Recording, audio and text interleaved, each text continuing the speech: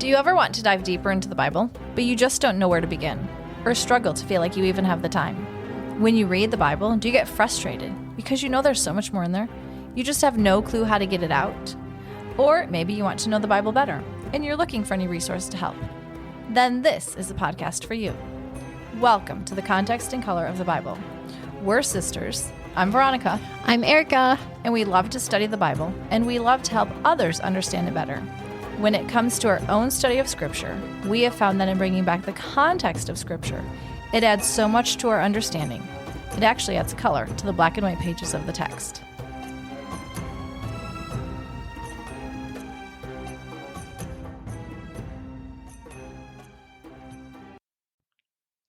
So, Veronica. Yeah. We're I'm here. a little nervous. So I told her, I have an opening. My daughter, Rena, loves to read, but she and I are very different. Yeah, she and I are very different in reading. Yes. She was like, Mom, you have to read this book. It's by Lynn Austin, and it's going through kings of Israel and like kind of taking their life and making Historical fiction? Yes. Okay. And, I mean, excellent writing. I totally get why Rena loved these books. But the first chapter of the first book starts with the king sacrificing his son to Molech. And I mean, I don't think this is accurate because she has him like 8 or 9. The son or the son. king? The Okay. son. And I think they did babies Yeah. and infants. But it's this heart-wrenching, like that sets the tone for the book. And I'm like, Rena, I cannot read this. So I skimmed the rest of the book. Which is how Erika normally reads books. Well, no, sometimes. Well, the first time through, I have to skim them because you have to get to the end. But you watch as the nation of Israel falls farther into apostasy to the point that they actually put an altar in the temple and like an altar to a false god. And then they close the temple so no one can worship there. And it's setting up the reign of Hezekiah, this amazing, godly, but not perfect king. And this book is just his childhood and as he's becoming king. And you're walking through, and this is also the time of like Isaiah and Micah, those two prophets. And so she has you walk with Micah through Jerusalem, and you're surrounded by garbage, not only physical garbage because the nation's falling into squalor, but like spiritual garbage. You have witches, you have prostitutes, you have the occult, you have all this junk, these false gods all around you, and you're feeling this oppression in this darkness. And Micah's walking to Hezekiah as king now to say, like, you have got to turn this around and worship the God of Israel. And the thought, and he does. Spoiler alert, it's a good story. He does. He's an amazing, faithful king. But it just struck me how sometimes in the West, in America and in these Western countries, we can forget how dark the world can be without God and without the light of Scripture, because we have been so blessed in the West. The last 2,000 years, a lot of our culture in the foundation of our country has been built on Scripture. You know, the idea that all men are created equal. 200 years, not 2,000 years. Well, but like Western, like Europe, Western Europe, you're right. Our country, only 200 years, but Western Europe, and then us coming from them. All men are created equal. This idea of justice being something that's the same for everybody, regardless of wealth or status. This idea that women and children, the weaker members of society, are to be taken care of and protected. And we don't realize that all comes from Scripture. And so if you have a culture that isn't built on Scripture, you have a very dark culture. And if you read stories of Amy Carmichael or missionaries that went to Africa and the way those people lived, it's horrifying and it's devastating. And that's what the world would be like without the God of Israel and without this light of Scripture teaching us how to live. And that's part of what God is fighting for with Israel. You are to be that light to the nations, and you're not living it. That light, picture just this really dark blackness, and in the middle of it, this shining light just all of a sudden just illuminates and is shining, and it's bright. And now we're watching as that light is getting dimmer and dimmer and dimmer, and we're wondering what is going to happen. How is God going to keep that light alive? That's where we are in the book of Judges. Okay. Like we're down to like a pencil thin light. Right. And we're watching Barely as Samson is like, what? But, all right. So now getting back to, did you want to add anything, Veronica? I'll add it at the end because I'm going to derail your good point. So. Oh, interesting. I know. You'll hear it at the end. Okay. Well, don't forget it because now you've got me curious. I'll write it down. Okay. So we start Judges 14. Samson's grown up, and we're told by the narrator, Samson went down to Timnah. Pay attention to that word, went down. Timnah? Went down, or those two words, I guess, in English, because you're going to see it like 5 times in this chapter. So yes, physically he had to go down in altitude. Timnah was lower than where he was, but we're also being told something about Samson's character and his choices. Because in the book of Judges, we're watching the Canaanization of Israel. Israel's going down. It's getting flushed down with each cycle. So the wording is now intentional. Not only is Israel going down, Samson's going down. And then we find out why he went down. Veronica, what does Samson want? A woman. A woman! And not just a woman, but what type of woman? A Philistine woman. A Philistine. I mean, Samson, you are to deliver Israel from the Philistines, not marry the Philistines. And he tells his parents, and how do you expect they'll react? You'd like to think they're going to be upset. Right. You'd like they're going to say to him, no, you have a higher calling, a job to do, intermingling with our enemies, who you're supposed to deliver us from. Right. Probably isn't going to set up a good way to pull us out of here. Right. Could be hard to marry one of them when you're also then fighting and killing. Right. The rest of them. Right. Might be conflict of interest. Right. Might be difficult.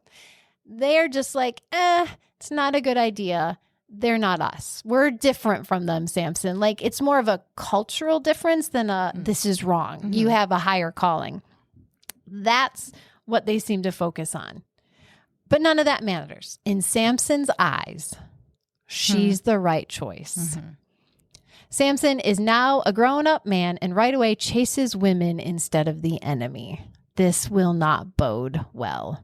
But I feel like in a way, because it says, get her for she is right in my eyes. That just took us back to the fall and Satan, and the fruit looked good. Yes. Nothing's changed. Right. You're still a person. Nothing's changed. What looks good in my eyes? What is what I want? And then we find out this is from the Lord. Now, I heard a message recently where the pastor was talking about how God uses evil people and evil deeds to fulfill his will. And that is actually a good thing, because that's how we can know that all things work together for the good of those who loved God, who have been called according to his purpose. So we can say, like Joseph in prison, this is God's will. This too is for the good. God is not doing the evil. God will use everyone and everything. He will work through our choices. Like we ended with last week, Veronica. Samson had a choice, and the choice he made was to go after the Philistine women. And so God is going to use this. Samson, I've chosen you to fight the Philistines. How you get there is up to you. You can do it the hard way or the easy way, but you are going to fight the Philistines.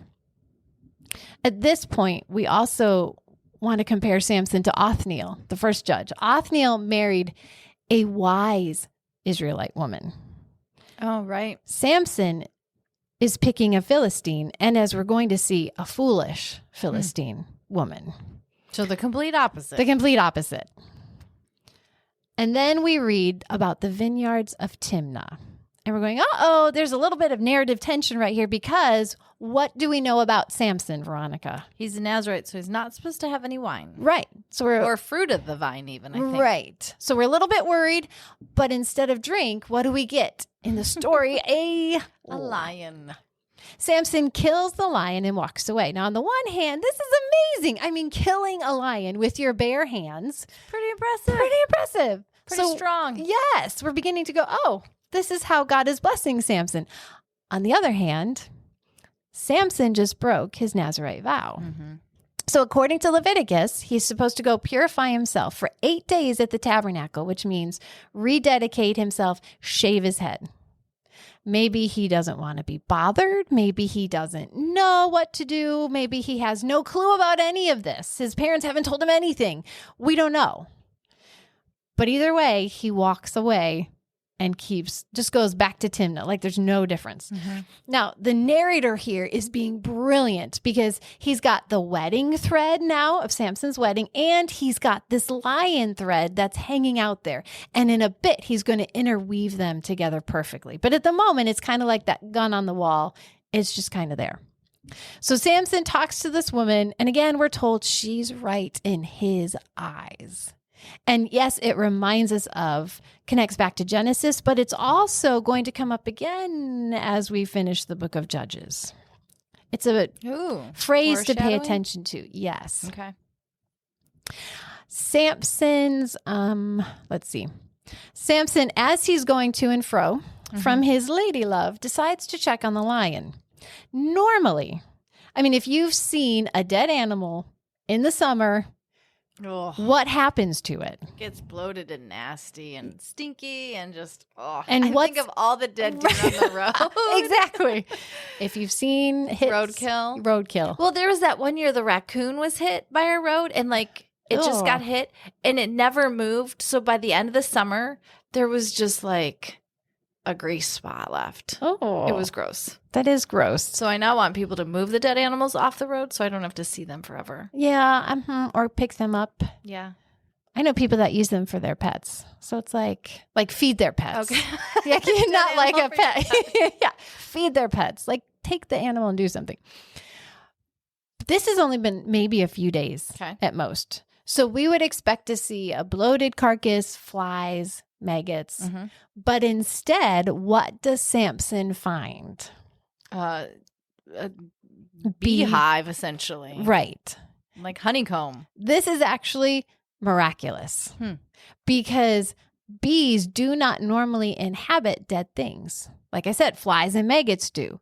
The lion had to basically instantly dry out enough that the flies and maggots don't want it, and then be dry enough that a community of bees and hollow. A freshly dead animal is not hollow. I mean, that's what the flies and maggots are for, to make it hollow. Mm-hmm. But God, why he did it this way? Just miraculously, everything's the perfect situation. The bees move in and make honey. Mm-hmm. Now we've got this tension going. It's a dead carcass, and it's only been dead for at least maybe a few days. Will Samson touch it? And what does he do? He sees honey that looks good to eat. Right. It's good in his eyes. So he takes it and he eats it, again breaking his vow. Mm-hmm. Who does he share the honey with? His parents. And they are not supposed to eat it either. Because as an Israelite, if you find something dead, you're not supposed to touch it because you don't know how it died, what happened to it. So not only does he break his vow, but he then brings his parents into sin. But he doesn't tell them. Now, do any of them even know this is sin? We're not sure. But if they do know it's sin, there's a I don't care, an apathetic attitude. Yes. There's either ignorance or apathy. Right. All right. Now we move to the wedding feast, and we have no reason at this point to assume Samson won't drink. I mean, we've already seen him twice. Right. The first time, I'll grant him, he was protecting his life probably. But the second time, he broke the vow, didn't seem to care. Probably he's drinking at this point. And he's also given 30 companions. The commentaries wonder if this was a police escort type of thing. It gives Samson men to party with. Because he's rich or because Because he's not them. He's an Israelite. He's Okay. not a Philistine. We just want to make sure he doesn't cause any trouble with Okay. drinking. Things get out of hand. We're just going to make sure Samson just stays calm and cool. But here's the problem. God is trying to rid his people of the Philistines who are oppressing them. So there has to be trouble. Something has to change the status quo. Mhm. Samson decides to have a little fun with these newfound friends. But what he learns is they don't like to lose. So as the reader, Veronica, what is Samson's riddle he gives to them? Out of the eater came something to eat. Out of the strong came something sweet. Now, we know right away Right? the answer to his riddle, but we also know the friends don't know. Right. And they really have no way of knowing. And obviously, they're stumped. They get angry. How dare this uncouth Israelite come down here, marry our women, and make fun of us? Like, they're horrified. And so who do they go to? Samson's wife. Mm-hmm. And I do feel bad for her because she gets threatened. And they're like, we'll kill you. Get us the answer. This wedding week is turning into a nightmare. Her family, her life is now in jeopardy because of her new husband. And these Philistines, I mean, you want to smack them. You're going to kill a woman because of a riddle? Like, this is Right. ridiculous. And so for the Put first... things in perspective. here. Exactly. And for the first time, we get to hear her speak. But she doesn't tell her husband the truth. Mm. She doesn't tell him, they're threatening me with this riddle. Help me. She sides with the Philistines. Like, she's still one of them. And so she wears him down, nags him. If you loved me, you would tell me.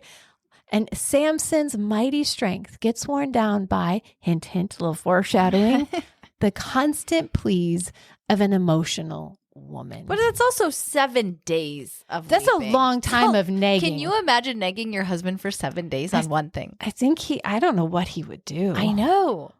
I I don't think can't- I could even do a full day. I can't imagine somebody nagging me for 7 days. Like, I get irritated when my kids whine Right. for a little bit. Right.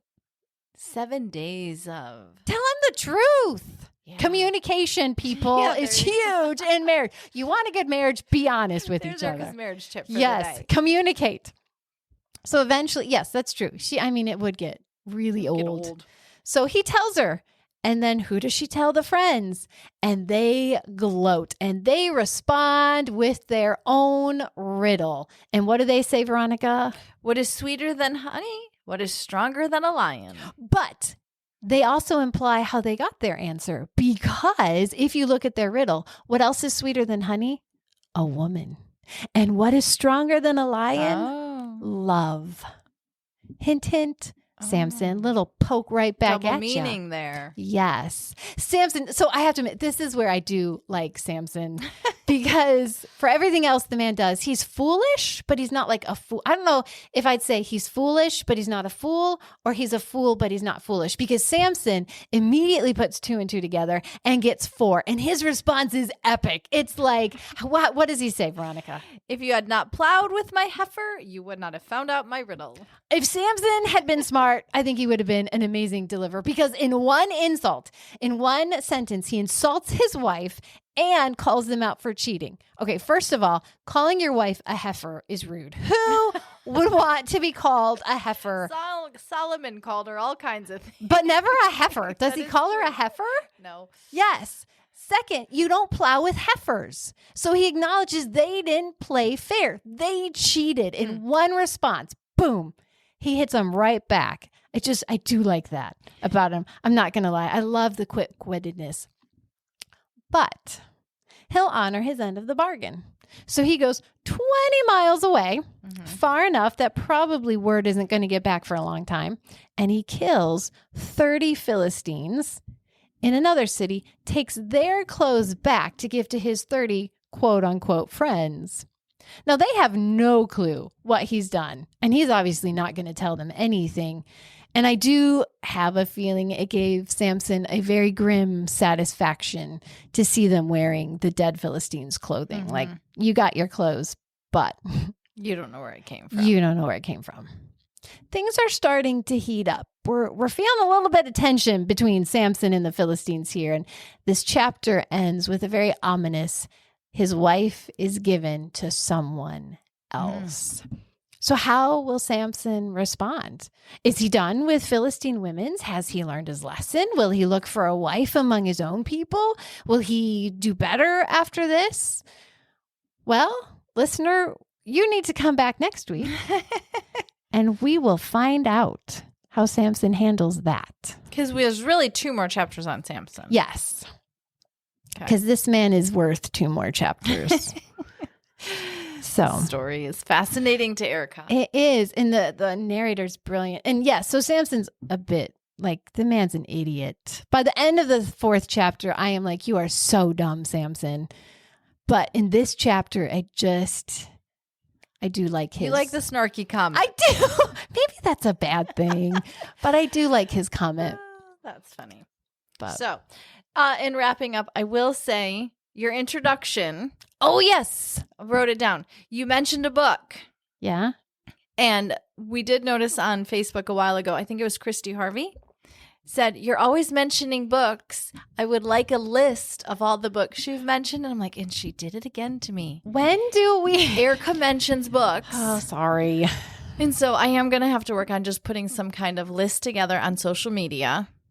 Because Christy was like, oh, they sound like good books. Like you brought up Brother Andrew. Brother Andrew is a good book. We've also brought up Bruchko. Bruchko is a good book. You've brought up the Aztecs, Mayans, and Incas. That's not a good book. Yeah, you don't need to read that one. But there's different times Erika does tend to throw in examples from books. And people are like, that would be a really good one. And I need a list because sometimes I'm listening while I'm running errands or walking. And so I am going to have to just start going back and looking at the different books Erika mentions and then compile a list so that you can all have new reading from Erika. Apparently this one starts out terrible though. Well, oh my word. The second book is even harder though. Oh, so what it starts out with. I know. But that's where we're different. She can read it. And you and Rena. Yes. Rena and Rena can read it and separate herself from it. Yes. Which I very much envy. Erika cannot. I cannot do that. I have never been able to. I am in the story and it's my life and it's my child. But it's it's Lynn Austin, The Strength of His Hands, Song of Redemption, Gods and Kings. And Gods and Kings. I have read that one. I think that's a Sunlight book. That's where I think Rena got it from. My daughter loves these books and I get it. Like they're very well written. They're biblical and you do see God. At the end of the story, there is redemption and there is hope and healing, but you have to get through a lot. To work your way through. You have to work your way through. Yes. So Erika has just added more to my pile. Sorry. That's okay. It's life with you. Life with Erika. But what I like though is that's why we have social media. Right. Because sometimes Erika does throw out a book and I haven't obviously started a list yet. I need to work on that. But you can always go, hey, Erika mentioned a book. What was it? Can you tell me? And you might need to know a little bit more about it before you go, I do have a sensitive reader. Right. Or I'm a sensitive reader. Right. Don't ever hesitate to say, hey, Erika. Right. What do you think? You mentioned this book. Is there anything I need to be aware of? Right. So with that, check us out on Facebook. For a book list. I know, for a book list. That's where I will start with it. Instagram, we have our website. There is no book list there. No. But thanks for joining us, and we'll talk to you next week. Bye-bye.